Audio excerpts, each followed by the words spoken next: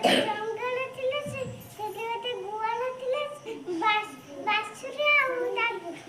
ବଳା ଥିଲା ସେ ସବୁଦିନ ଜଙ୍ଗଲକୁ ଯାଏ ଗଛ ଚଢ଼ିକି ଆସେ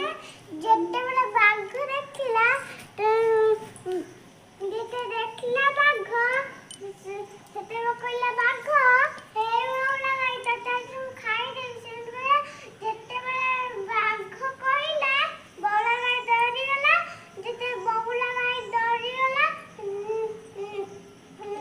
ବାଘ ମାମୁଁ ମତେ ଛାଡ଼ି ଦିଅ ମୋର ଗୋଟେ କୁନି ବାଛୁରୀଟି ଅଛି ଗୋଟେ କୁନି ବାଛୁରୀଟି ଅଛି ତାକୁ କ୍ଷୀର ଦେଇକି ଆସି ତାପରେ ମତେ ଖାଇବା ଆଉ ଯେତେବେଳେ ଗଲା ମନ୍ଦ ଦୁଃଖରେ ତାପରେ ଦେଖି ଜଗିଛି ବାଘ ତା ବଉଳା ଗାଈକୁ ଜଗିଛି ତାକୁ କ୍ଷୀର ଦେଇକି ଫେର ଆସିଲା ଫେର ବାଘ ମାମୁଁକୁ କହିଲା ବାଘ ମାମୁଁ ମୋ ଛୁଆକୁ କ୍ଷୀର ଦେଇକି ଆସିଛି ତୁ ଏଇଟା ଖା ନା ତୁ ସତ ହଉଛୁ ମୁଁ ତତେ ଆଜି ଖାଇବି ନାହିଁ ତୋ ଛୁଆ ପାଖରେ ମୁଁ ତତେ ଛାଡ଼ିଦେବି ସେ ତାର ଛୁଆ ପାଖରେ ରହିଲା ସେ ତାକୁ ଛାଡ଼ିଦେଲା